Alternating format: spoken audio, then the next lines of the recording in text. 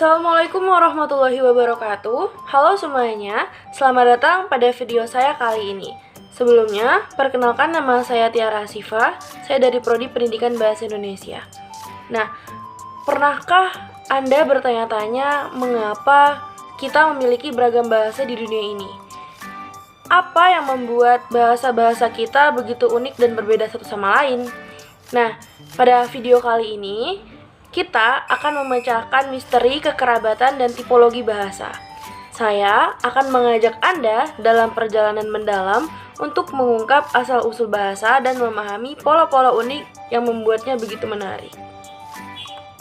Nah, tujuan dari video saya kali ini adalah untuk memberikan wawasan yang mendalam mengenai konsep kekerabatan bahasa dan tipologi bahasa.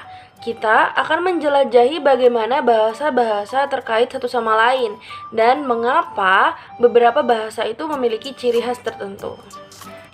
Pertama, kita akan merinci konsep kekerabatan bahasa, menjelaskan bagaimana bahasa-bahasa memiliki hubungan darah seperti keluarga. Setelah itu, kita akan menyelami dunia tipologi bahasa, di mana kita akan memahami pola-pola umum dalam struktur bahasa.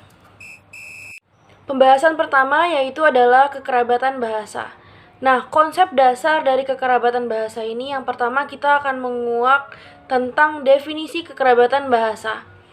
Kekerabatan bahasa adalah konsep yang mendasar dalam linguistik yang menyoroti hubungan genetik antara bahasa-bahasa yang ada di dunia. Kekerabatan bahasa ini mencerminkan ikatan darah di dunia bahasa. Itu menunjukkan bagaimana bahasa-bahasa tertentu memiliki akar yang sama. Sebagai contoh, kekerabatan bahasa ini menggambarkan garis keturunan dan hubungan darah di dunia bahasa. Seperti keluarga yang memiliki leluhur bersama, bahasa-bahasa tertentu dapat ditelusuri kembali ke akar genetik yang sama. Nah, sebagai pengenalan konsep, ini ada konsep nenek moyang bahasa dan rekonstruksi leluhur bersama adalah alat utama untuk memahami evolusi dan perkembangan bahasa. Jadi, ilustrasi pohon kekerabatan itu seperti pohon keluarga. Bahasa memiliki akar bersama dan cabang-cabang yang berkembang. Sebagai contohnya, bayangkan pohon kekerabatan bahasa ini sebagai struktur hierarki dengan akar sebagai nenek moyang bersama dan cabang-cabang yang mewakili percabangan bahasa selanjutnya. Ini membantu kita memvisualisasikan bagaimana bahasa-bahasa berkembang seiring berjalannya waktu. Setelah membahas konsep dasar, kemudian akan membahas genetika bahasa. Nah, ada metode penelitian genetika bahasa ini yaitu penggunaan analisis DNA. Jadi metode genetika digunakan untuk melacak jejak bahasa nenek moyang melalui analisis DNA manusia. Nah, kita itu dapat menggunakan metode genetika ini untuk melihat kesamaan dalam pola genetik dan bahasa. Jadi, melalui analisis DNA, kita tuh dapat mengidentifikasi kesamaan dalam pola genetik yang mencerminkan kemungkinan kekerabatan antar bahasa. Misalnya, jika suatu kelompok manusia memiliki pola genetik yang serupa, ini memungkinkan mencerminkan penggunaan bahasa yang sama atau serumpun. Kemudian, ada studi kasus pendekatan genetika bahasa. Nah, contoh penelitiannya itu menunjukkan kasus nyata di mana penelitian genetika bahasa ini memberikan wawasan mendalam pada sejarah manusia. Jadi implikasi itu pada imigrasi manusia. Nah, mari kita telaah penelitian genetika bahasa yang membantu kita memahami migrasi manusia. Dengan membandingkan pola genetik dengan pola bahasa, para peneliti ini dapat memahami bagaimana manusia bergerak dan membawa serta bahasa mereka dalam perjalanan tersebut. Pembahasan kita selanjutnya adalah tipologi bahasa. Nah, yang pertama ada jenis tipologi bahasa. Jenis yang pertama itu ada tipologi morfologis. Tipologi morfologis ini terbagi menjadi beberapa hal. Yang pertama adalah polisintetik. Jadi, bahasa Swahili adalah contoh tipologi morfologis polisintetik, di mana satu kata dapat mengandung banyak makna dan informasi gramatikal. Yang kedua ada aglutinatif. Jadi, bahasa Jepang contohnya itu termasuk dalam tipologi morfologis aglutinatif dengan morfem-morfem yang ditambahkan pada kata dasar untuk membentuk makna.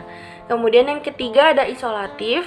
Jadi beberapa bahasa di Asia Tenggara ini seperti bahasa Vietnam itu menunjukkan ciri isolatif di mana kata-katanya cenderung mandiri tanpa banyak afiksasi.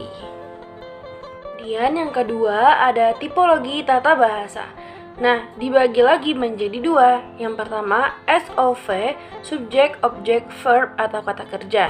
Jadi bahasa Jepang ini memiliki struktur tata bahasa SOV, di mana subjek, objek, dan kata kerja itu disusun dalam urutan tersebut. Kemudian yang kedua ada VSO, verb, subjek, objek.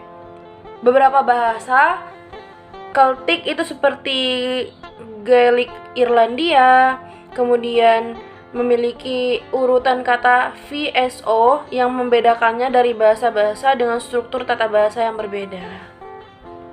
Yang ketiga, itu ada tipologi fonologis. Nah, dibagi lagi menjadi dua. Ada sistem konsonan dan vokal. Ini bahasa Arab itu memiliki konsonan dan vokal yang kaya sekali. Jadi, memainkan peran penting dalam membentuk makna dalam kata. Yang kedua itu variasi aksen dan tonalitas. Bahasa Mandarin memiliki sistem tonal yang kompleks di mana perubahan nada dapat mengubah makna suatu kata. Nah, selanjutnya ada studi kasus, contoh tipologi bahasa. Itu yang pertama, tipologi dalam keluarga bahasa.